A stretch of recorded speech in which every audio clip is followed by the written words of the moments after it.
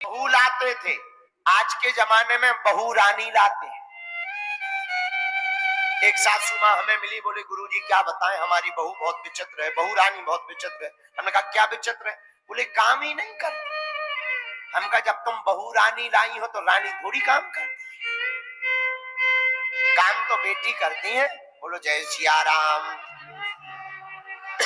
जोर से बोलो, और जोर से बोलो।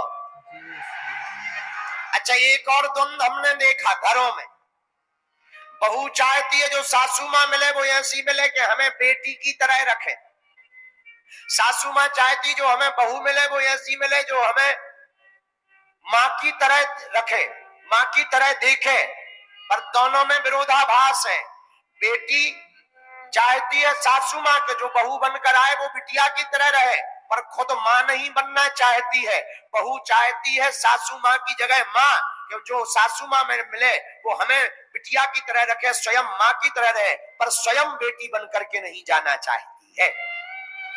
अगर घरों में सासू माँ बहुओं को बेटी मान ले और बहुएं सासू माँ को सासू हटा दे अपनी माँ मान ले तो घरों की महाभारत बंद हो जाएगी।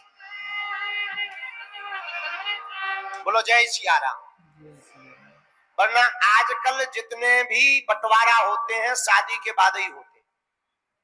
और हमें जितनी आजकल आज तक माताएं मिली वो ऐसे ही मिली, गुरुजी इतनी जानकारण है वो बहू ऐसो वशीकरण कर दो हमारे बेटा पे, हमारी तो सुनता ही नहीं। बताओ, बोलो जय सिया राम। जोर से बोलो। ये वशीकरण का प्रभाव नहीं है, संस्कार का प्रभाव है। इसलिए हमारी प्रार्थना। अच्छा, एक और बुरा न मानना, हर माँ चाहती है कि हमारी बेटी जिस घर में जाए वहां काम न करना पड़े, ऐसा घर मिले। पर बहू ऐसी चाहती है कि जो भी बहू आए वो पूरा काम करे। बेटी ऐसी घर में जाए जहां काम ना करना पड़े, बहू ऐसी आए जो पूरा काम करे। कितनी विचित्र विरोधाभास वाली बात है। हम यही कहेंगे, इस प्रकार से घरों में महाभारत होती है, घर टूट जाते हैं। सासू और बहू रानी का रिश्ता बड़ा नाजुक रिश्ता होता है। हम बहुओं से भी प्रार्थना करेंगे कि एक बात ध्यान देना, तुम्हारे कारण घर टूट ना जाए, किसी का घर टूट ना जाए। एक बात और बहुत विनम्रता पूर्वक कहें, घर घर महाभारत हो रही आजकल, घर घर विद्रोह है, घर घर में किसी की बनती नहीं है।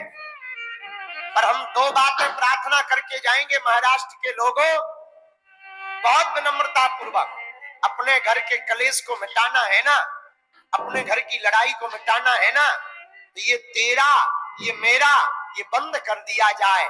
बहू सास का मान बढ़ावे और सासू माँ बहू का मान बढ़ावे तो घर घर का संग्राम मिट जाएगा। दोनों एक दूसरे के विरोधी हैं। इन्होंने हमारे लिए क्या किया, इन्होंने हमारे लिए क्या किया, अरे तुम्हारे मायके वालों ने दिया ही क्या। हम यही प्रार्थना करें, जिसने अपनी बिटिया को दे दिया अब क्या चाहिए, अपने कलेजे के टुकड़े को दे दिया अब क्या चाहिए। और बहुओं से भी प्रार्थना है कि तुम किसी के घर में जाओ, उसको ये मत मानो ये पराए हैं ये अपने हैं, उनको अपना घर मानो। क्योंकि बिटिया तुम किसी के घर जा रही और अगर कुछ भी उपद्रव हुआ तो तुम तो बदनाम होगी ही, तुम्हारे माता पिता के ऊपर भी उंगली उठाई जाए। इसलिए माता पिता के ऊपर उंगली ना उठे। इसलिए बिटिया बहुत सावधानी पूर्वक जाना। बहुत सी बेटियां, कहना चाहिए कि नहीं कहना चाहिए, एकाधिकार में जीती। हमारे एक संत हमको कह रहे थे, भारत में अगर बेटियों को माता पिता के रखने का अधिकार होता तो एक भी वृद्धाश्रम भारत में नहीं होता। अगर बेटियों को माता पिता को रखने का अधिकार होता बेटों की जगह। लेकिन हम एक बात इसमें जोड़ रहे हैं, क्या अगर बहुएं ही सास ससुर को माता पिता मान ले तो भी भारत के वृद्धाश्रम बंद हो सकते हैं।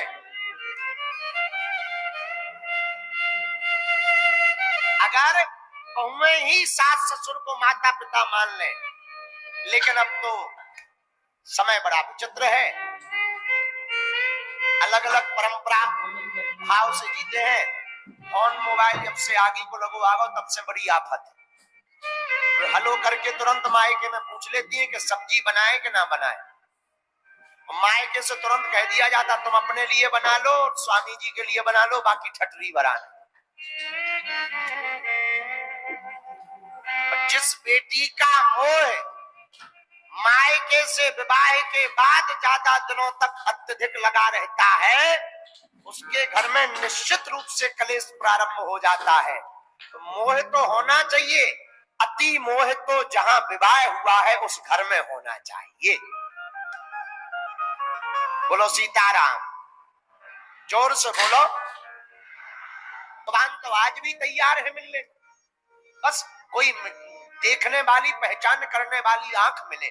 देखो, महात्मा को देखना है तो श्रद्धा की आंख चाहिए, खुद को देखना है तो ज्ञान की आंख चाहिए, और परमात्मा को देखना है तो भक्ति की आंख चाहिए। जो सरल हो जाएगा, जो विनम्र हो जाएगा। अच्छा, सरल क्या है? सरल में 3 अक्षर है। कितने? बोलो बोलो। कौन कौन? सा, रा और ला। इन तीनों से मिलकर के बना है सरल। सरल का अर्थ क्या? सा माने सीता, रा माने राम, ला माने लक्ष्मण। जो सरल हो जाता है उसके अंदर यह तीनों विराजमान हो जाते हैं। बोलो जय सिया राम। अच्छा, अब प्रश्न उठता है, सरल क्या कहलाता है? सरलता का उदाहरण सुनिए। एक बार हम पूर्व जन्म में मोहाड़ी आए, यहाँ हमारा चेला रहता है चंगीलाल। उसने कहा गुरुजी हमारी माताजी को मिलने चलो। उसकी माताजी थी मारवाड़ी। मारवाड़ी जानते हो? मारवाड़ी जानते हो ना? हाँ, मारवाड़ी। एक माताजी तो मारवाड़ी बैठी भी है। हाँ, तो मारवाड़ी बैठे हैं दोनों हो, अच्छी बात, बहुत अच्छी बात, जय हो मारवाड़ी। मारवाड़ी बहुत खतरनाक होते हैं, ये 1 रुपया खर्च नहीं करेंगे। हाँ, पर दूसरे के जेब में छोड़ते भी नहीं। तो बुरा ना मानना, मजाक की बात है कि कल के दिन अभी एक आफत से निपटे नहीं है, कल तुम लोग फिर काला झंडा लेके घूमने लगो। बड़ी आफत है। बोलो सीताराम। बोलो सीताराम। तो उसकी माताजी मारवाड़ी थी, वो हमें घर ले गया। बोले गुरुजी घर चलिए। हमने कहा चलिए। तो हमको देख करके उसकी माताजी बोली गुरुजी थारे खुर लागू। खुर माने होता है चरण, मारवाड़ी में चरण को कहते हैं खुर। बोले गुरुजी थारे खुर लागू, मतलब तुम्हें प्रणाम करूं। तो खुर माने होता है चरण। अच्छा, खुर चरण भी कहलाते हैं, और गइयों के बछड़ों के भी खुर होते। तो हमने उनको समझाया, हमने कहा माता जी ऐसा नहीं बोलते हैं, खुर नहीं कहते, चरण कहते हैं। खुर तो गइयों के होते हैं, बछड़ों के होते हैं, गायों के होते हैं, इंसानों के खुर नहीं होते, चरण होते हैं। खुर मत बोला करो, नरक जाओगी नरक। पता है वो क्या बोली? गुरुजी हमारे भाग्य में कहां नरक लिखा, नरक तो आप जैसे महापुरुषों को प्राप्त होता है। अब उन्होंने कहा बड़े सीधेपन में, पर इतना भोलापन, इतना भोलापन, बस इसी का नाम सरलता है। जिसके अंदर ऐसी सरलता आती है, जैसे ही हमने सुना सो हम हंस गए। उसी प्रकार हमें लगता है कि भगवान का भक्त जब सरल हो जाता है तो भगवान भी खिलखिला करके हंस पड़ता है। सरलता का दूसरा उदाहरण सुनो। यही तुमसर में 2 माताजी पैदल जा रही थी पानी भर करके। एक माताजी बोली तुम्हें पता है अपने गांव के सरपंच कोमा में चले गए। कोमा में दूसरी बोली अमीर आदमी है, कहीं भी जा सकते हैं। अब बताओ, अब बताओ, बताओ। अब सरल है, उसे पता ही नहीं कौमा होता क्या है। तो वो कह रही अमीर है, सरपंच है, प्रधान है, कहीं भी जा सकते हैं। हम बगल में खड़े थे, अरे हमने कहा माता जी वो मर भी या चले गए, तुम कह रही कहीं भी जा सकते। बोलो सीताराम। ऐसी सरलता जिसके अंदर आ जाती है वही भगवान का भक्त प्यारा हो जाता है। बोलो रामचंद्र भगवान की। इसीलिए परमात्मा को पाना है तो सरलता को हृदय में लाना है, सरल बनना है, विनम्र बनना है, कठोर नहीं बनना है। भगवान को पाना है तो महात्माओं के चरणों को पकड़ना है। भगवान